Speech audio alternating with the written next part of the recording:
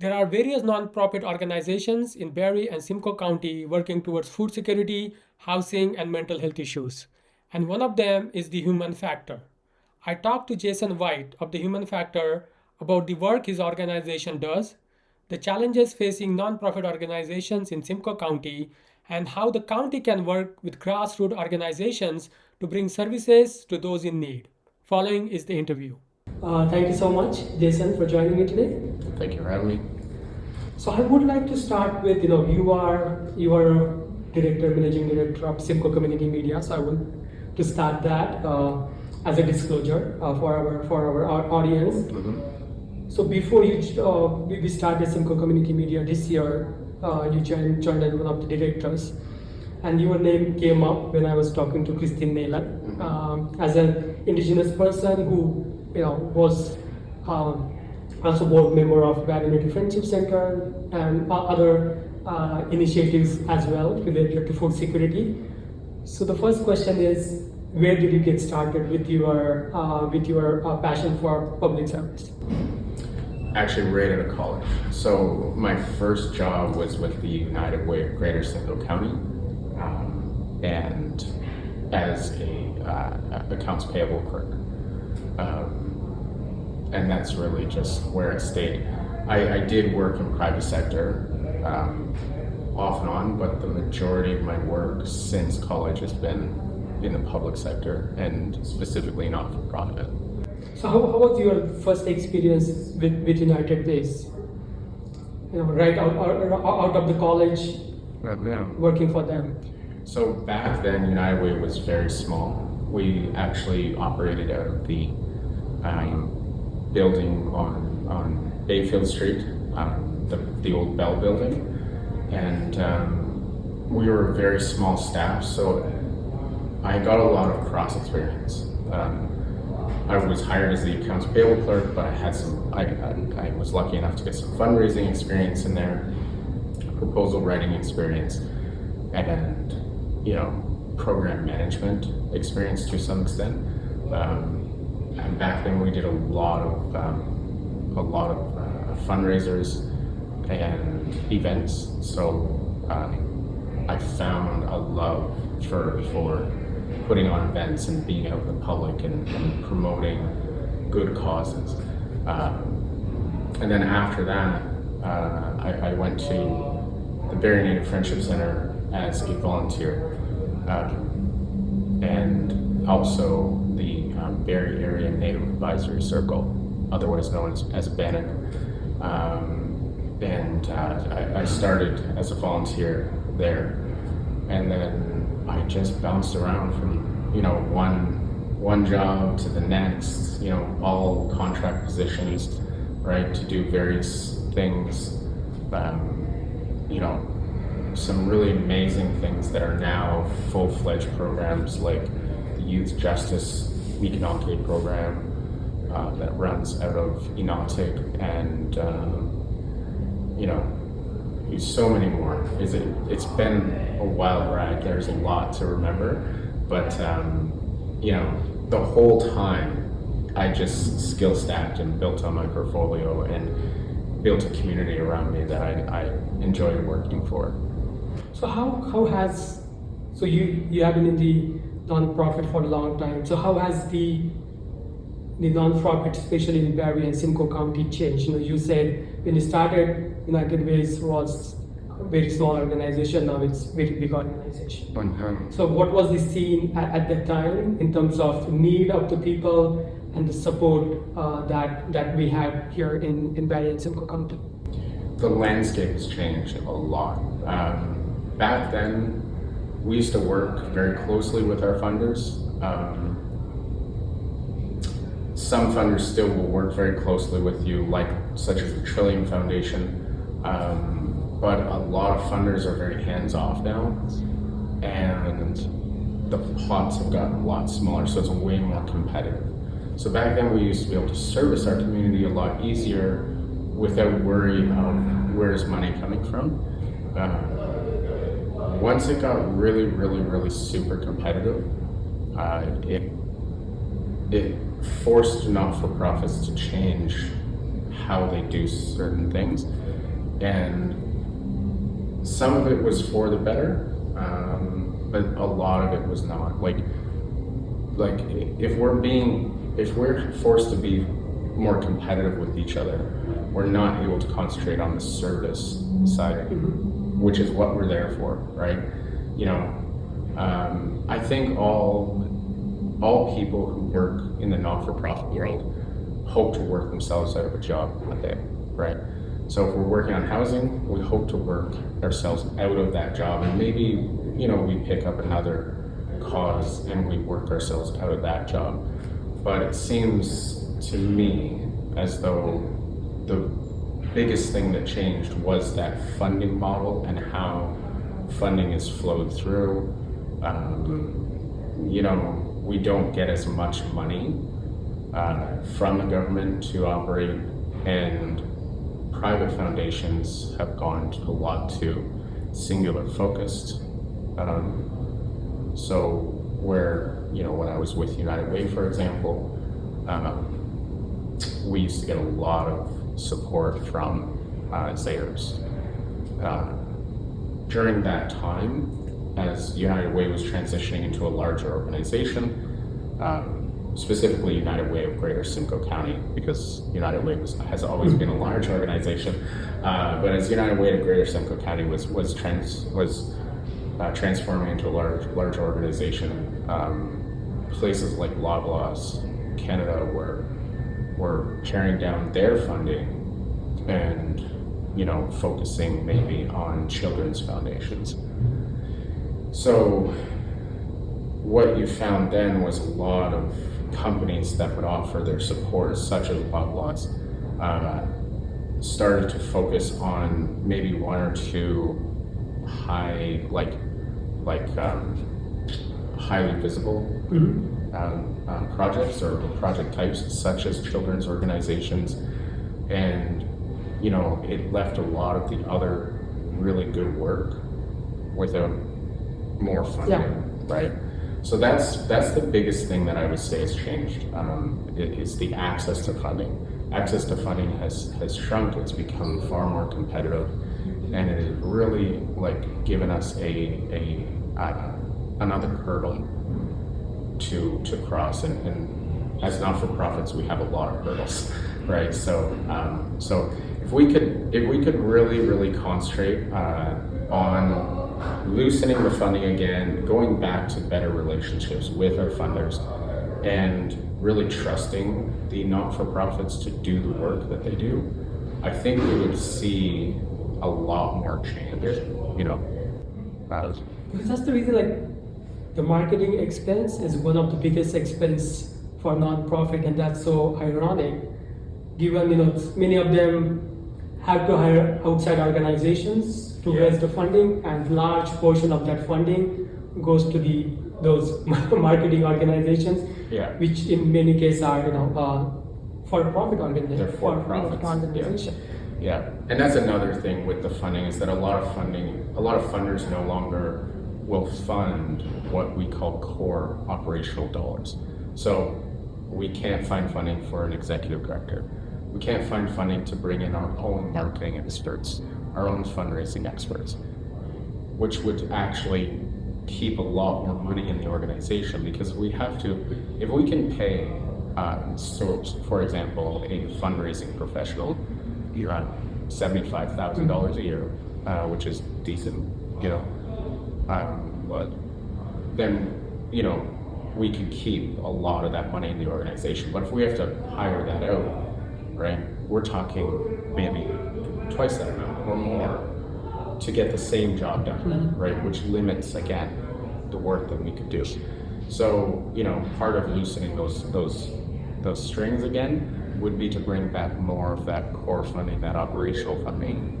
Is there a specific reason? Is there a distrust? Because many funders, you know, require, as you said, you know, for executive directors, you know, they don't provide the funding. Some of them simply don't have funding.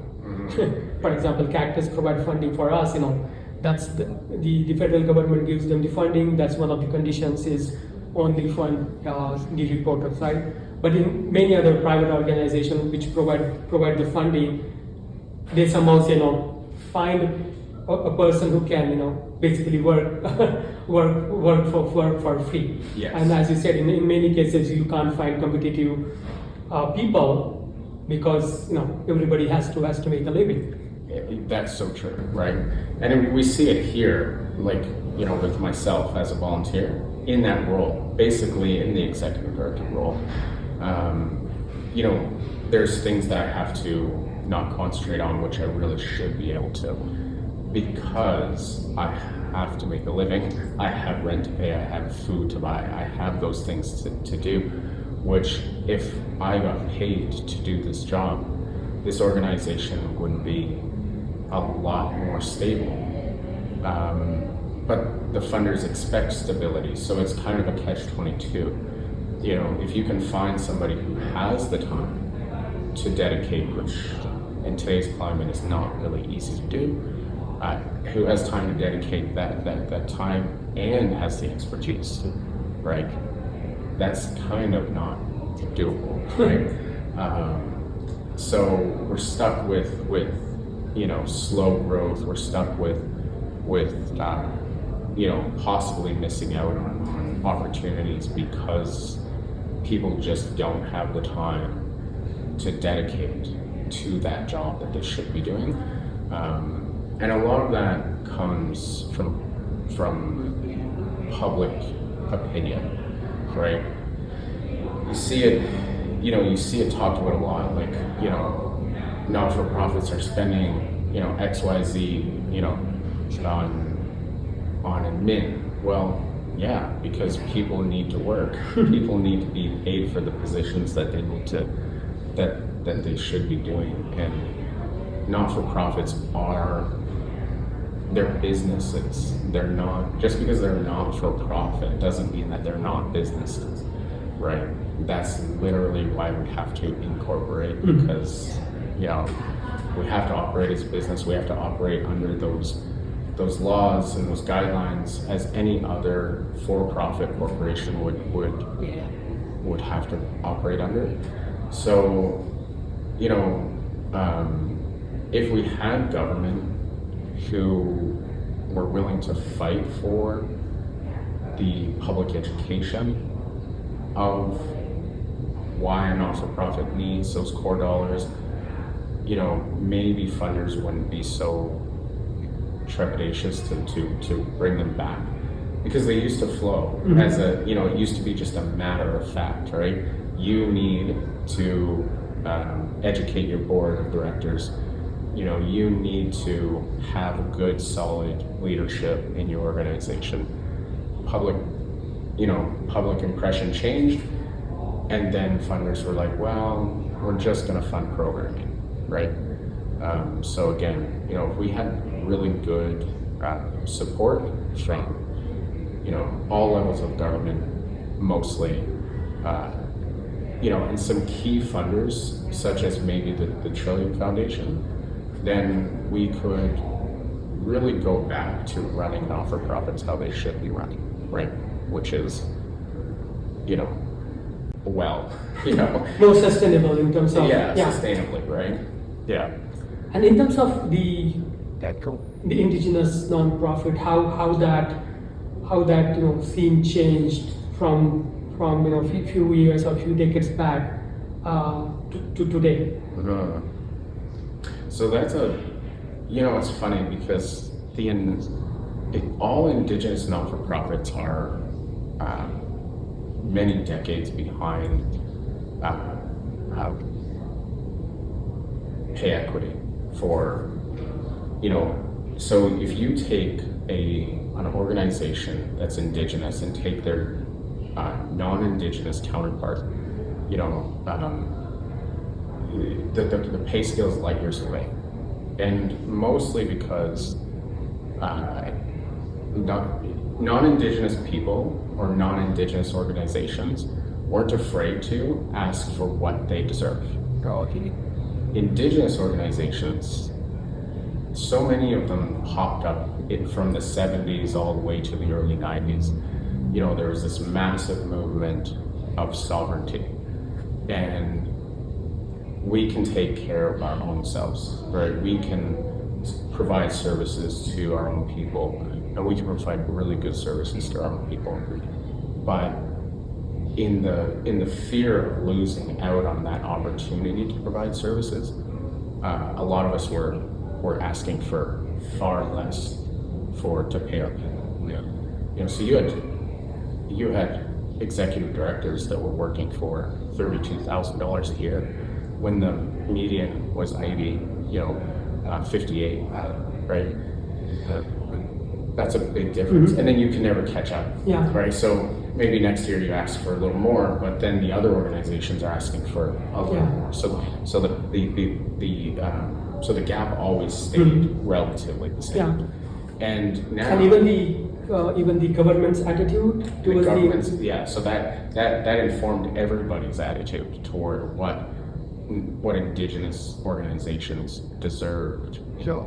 In order Yeah. to So that was one of the hesitations of Indigenous organization to ask more money because yeah, government was exactly, short right. selling them. Yeah. Because then once you start asking for too much, they would be like, no, you can operate on this. Yeah. Sorry, right? So it's fixing now, like it really is, which is great.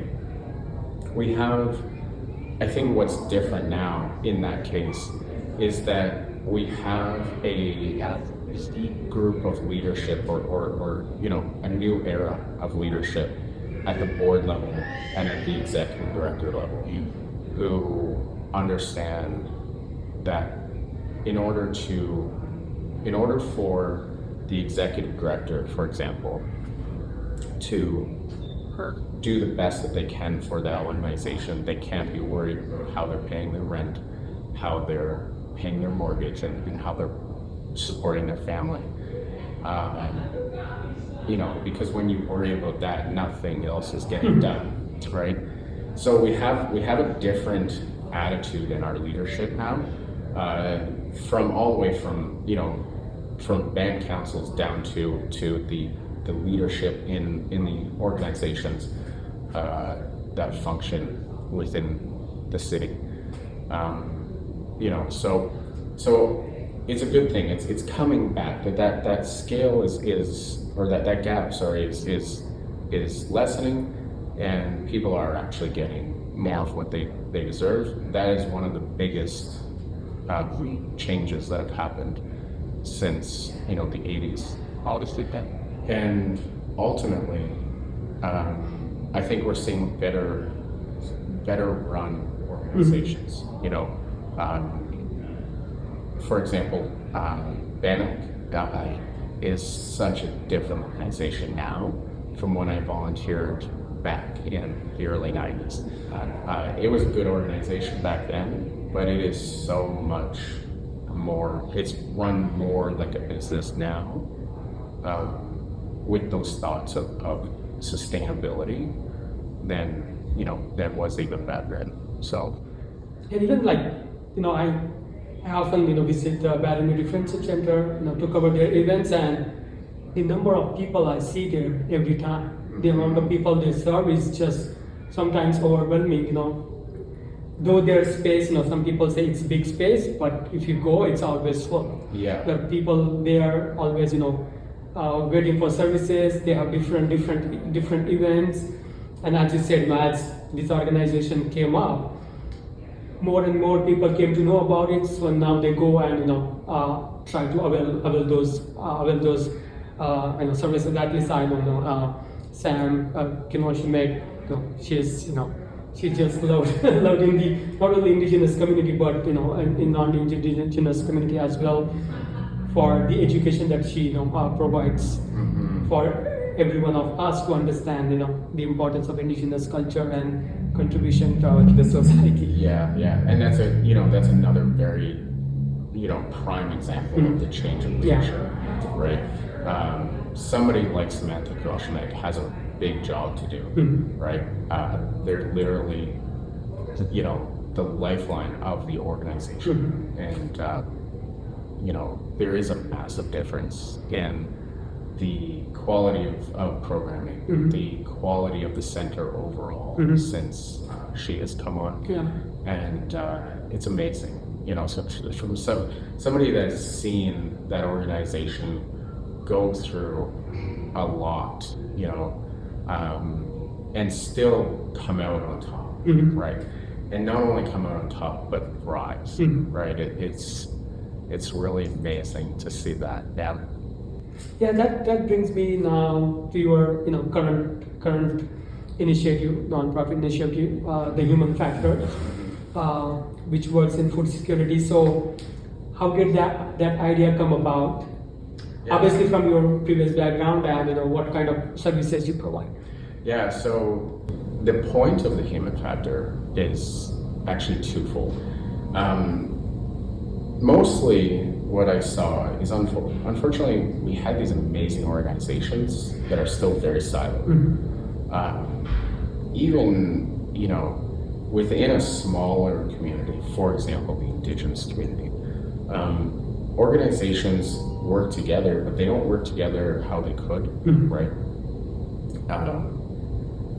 There's only one that I could think of off the top of my head. I'm sure there's more, but the common roof on Ferris. That concept came about as an understanding that we get more if we band together. So that was kind of my thought behind the human factor. What if I brought organizations together more and we worked together toward common goals, right? So in that, and also, to back up a little bit, it's what I also see is I see a lot of really good ideas starting. They're formulating, they don't know how to get off the ground, right? So we changed a lot from the not-for-profit lens to the for-profit social enterprise lens. A lot of youth now are changing to that lens because it actually works better. But again, they don't really know what to do, right? We're mixing these models, for-profit and not-for-profit, in a way that can be confusing to navigate. So the purpose of the human factor in that area was to help organizations come off the ground and give them a good, healthy start. It's not a new concept. It's been happening for a long time in different areas and with different organizations. But I think it's something that, because of the way funding changed to a more competitive model, we lost that focus of co-opetition and cooperative growth, right? So that's one focus of the human factor, to bring about better change through helping organizations get off the ground. And then the other part of it is to either augment or find ways to bring about programming that either doesn't exist or it's still lacking a lot, right? Food security is one of those. Right. I think every organization can open up a food cupboard. Maybe we still wouldn't be able to do as much positive work as we really want to do, right? You know what I mean? So that's what we did. We found an opportunity to partner with Second Harvest, who makes relationships with grocery stores and restaurants, and everything that is about to be at its best before date, we get, and then we're able to distribute, right? These are things that, for legal reasons, they're not bad, but they can't sell, right? So we take those things, we put it out, and usually every time we make a rescue, within that day or by the next day, it's all distributed, right? So we're not at the point yet where we have a stock of food like the food bank does, but we're working toward that, right? I just put out a funding call through Peggy Hill, hoping to get some funding through there to be able to buy some canned goods and things that we are regularly lacking on that would help families. So yours is basically very immediate needs. Somebody needs it and they just, yeah, they come and get it. They can come and get it.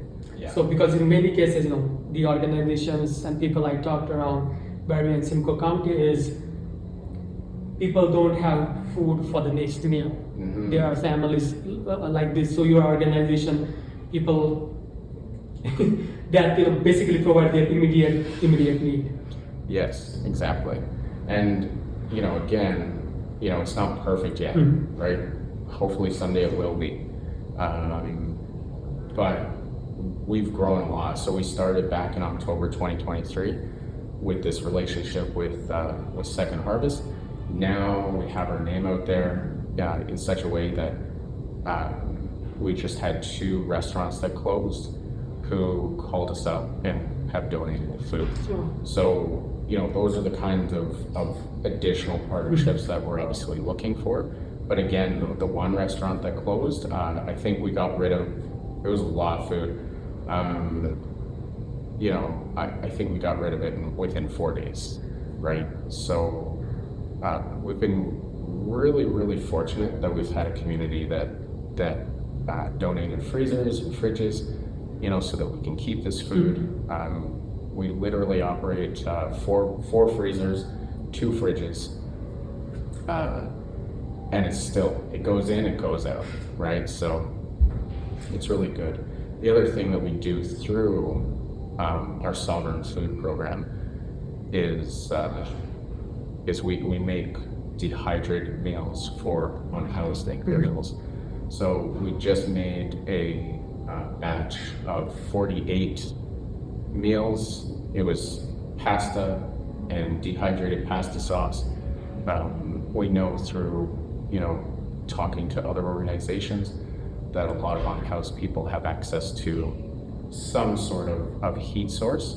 So dehydrated meals make sense, right? And when in those we formulated it, we tested it, we figured out how much water they needed to add back to the sauce, for example, and we wrote it all down for them and handed out 48 meals. So you did basically research and development. Yeah, exactly. When it comes to how to solve the problem of DIY exactly. meals. Yes. Yeah. So that's something that we hope to really branch out in. Again, we had an amazing support system. I had 1 dehydrator, which it was taking us forever, and the community came together and actually purchased us brand new dehydrators. So now we have 3 dehydrators, which is great. Again, for that project, that was our launch project, the sauce and pasta, and we had community members come together, bring us lots of ingredients, right? So that, if we can continue with that, again, we're not solving the problem, but we're really helping. If somebody has the opportunity to keep this meal for, even 4 weeks, if they get solid meals for 4 weeks, and then all of a sudden they need it, they have it, right? Because it's not going to go bad, right? They don't have to worry about freezing it or doing the impossible, right? And obviously we want to hand out more of those types of meals to unhoused people. And then the other thing that we're working toward with the Sovereign Foods Program is actual sovereignty, teaching sovereignty, which is, if you want to, for example, you buy a green pepper. I always use green peppers because they're so easy of an example, right? But if you buy a green pepper and you want to grow a garden, right? Well, how do you do that? How do you maybe not completely take yourself out of the grocery store, but if you could take yourself, let's say 40% out of being dependent on the grocery store, you save money, you know where your food's coming from, and you also are able to live a better life, right? And everybody needs it at this point in time. Some more than others, but everybody really needs that. So working toward teaching that food sovereignty, because it's so simple. It is so simple, and people don't understand it because that there's a lack of education in our whole system as to how easy it is to grow vegetables. You know, you cut the top of a carrot, you can literally grow a carrot, right? How do you do it is a whole other, it's a whole other game. But so that is our food program. You know, it's not just a temporary food security program. That's what it is now. But there has always been, since its inception, a definite plan, and we're following it, which is great. Once we get this offshoot with the dry meals, really moving, then we'll be able to move into the education pieces as well, which, will be amazing. After we do that, the way that we operate our programming is if another organization has the capacity to take on a fully formed program that we have developed, then we pass it off. So we're not intended to necessarily keep this program. We're just building it until until it can stand on its own, and then we pass it off. That could be to anybody, So there are other programs that we are developing. So it could be one of those programs. They'll take the food program, right? As a part of Human Factor, you mentioned different programs. One is provide support to other non-profit organizations. Another is you're running a food bank, and the third is the sovereign foods program. Yeah. And also part of that program is you're developing the program, and if somebody else can benefit and can expand the program. From what I see, it's a lot of willingness to collaborate with other organizations. Yes. Not hold on to the programs or the research and development that you are putting into. So the goal is to just have more people benefit from it rather than. Because what I see from a lot of non-profit organizations is, and that makes sense in a lot of cases, that hold on to their program. In many cases, they don't have the capacity to provide the services. Maybe they can start smaller, but as the program gets bigger, they not necessarily have that capacity. So how do you see, when you see the non-profit organizations today, so how do you see not only the non-profit organization but also the Simcoe County, which provides a lot of these social services? So how do you see Simcoe County or other organizations learning and from different programs, and how they can expand or change their program? So from our perspective, we're really hoping that we can provide a leadership perspective, and that we can start collaborating with more and more organizations, and they can take that collaborative approach. There are other organizations doing it right now. We were fortunate enough to be part of the Barrie Farmers Market just recently, and we were talking to the Rotaract organization, which is the youth of the Rotary Club. They do a lot of collaboration, right? So they're already doing that. There are organizations that are doing that, but there's still a lot of organizations that are siloed. And when they reach their capacity, that's unfortunate. That program, so for the sovereign food program, when we've reached our capacity to operate it, to develop it, to offer the benefits to the community, it's a shame if we hold it just so that we can keep, some money coming into our organization through that that program. Why wouldn't we give it away, right? We do that with our children, right? We raise them to a point and then we let them out into the world and they continue to develop and offer, great things to the world.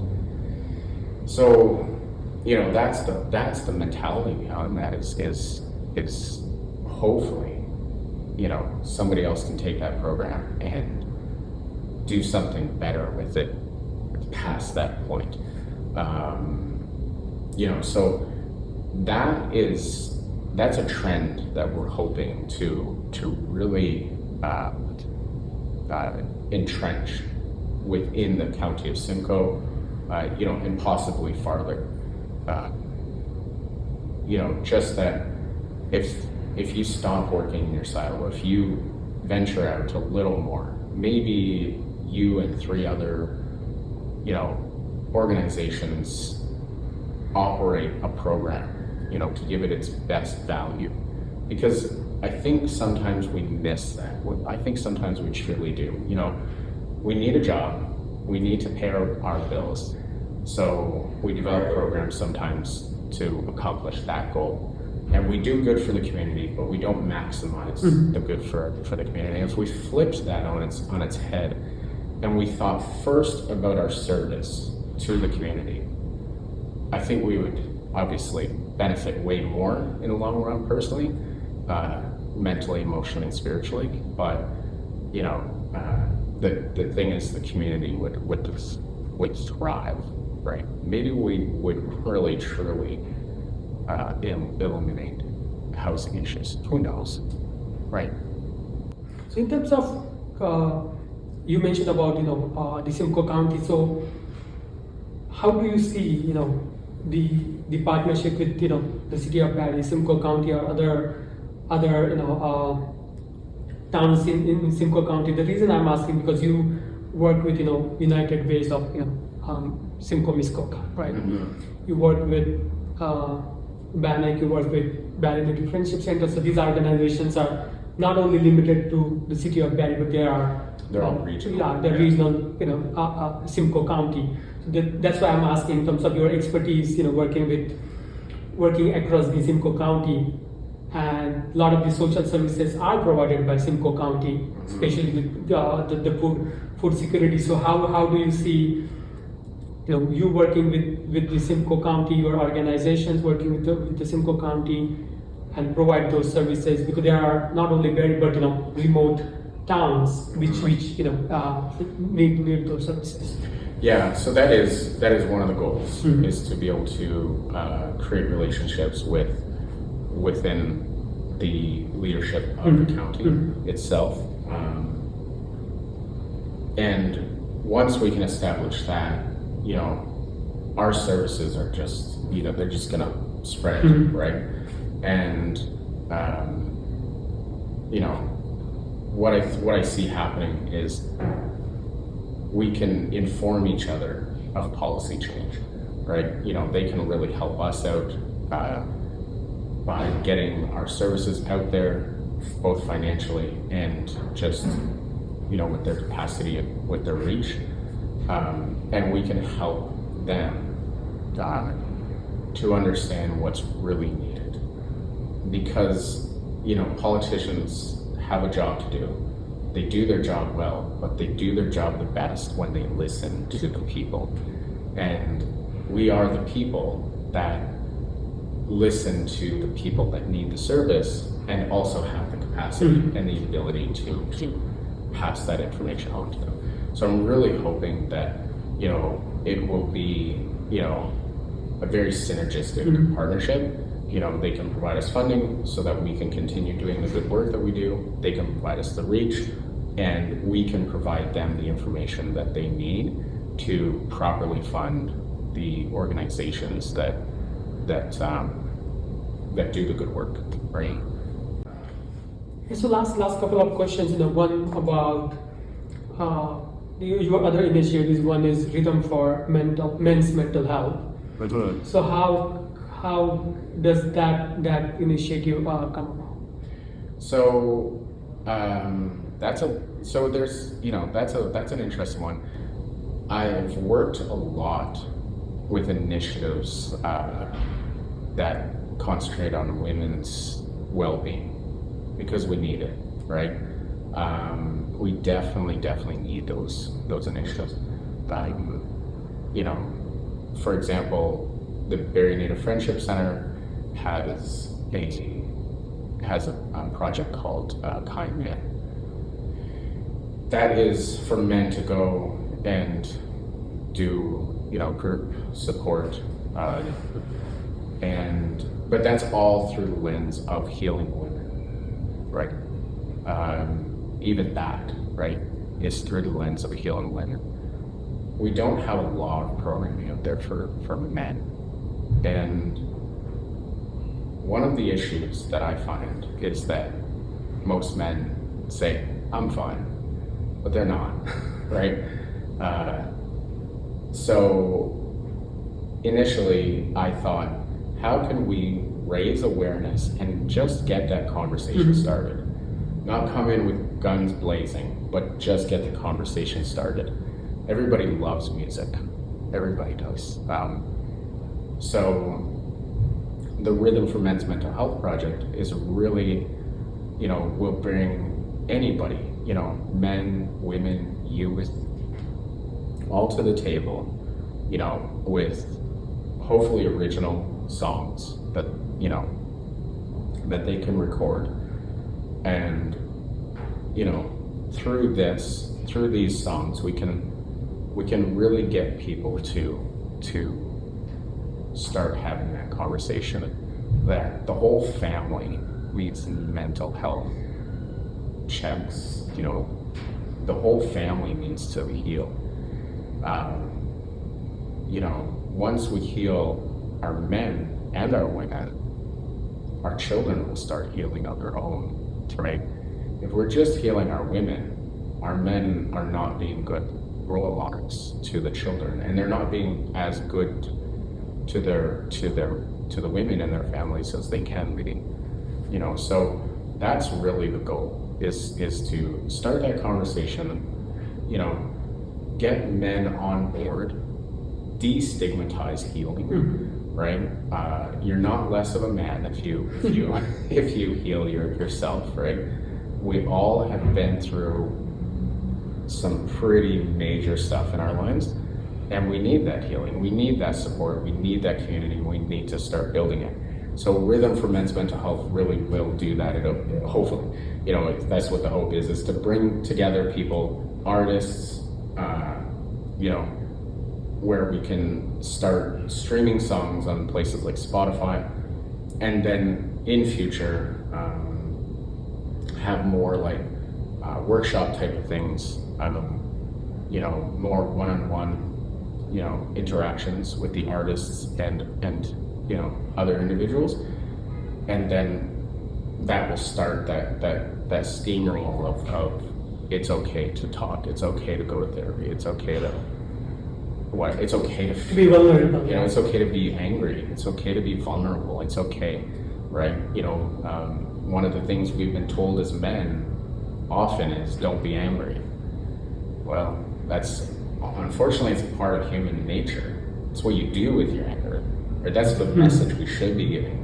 Don't do toxic things with your anger, right? And those are really all of the stigmas and the messaging that we want to change with that initiative.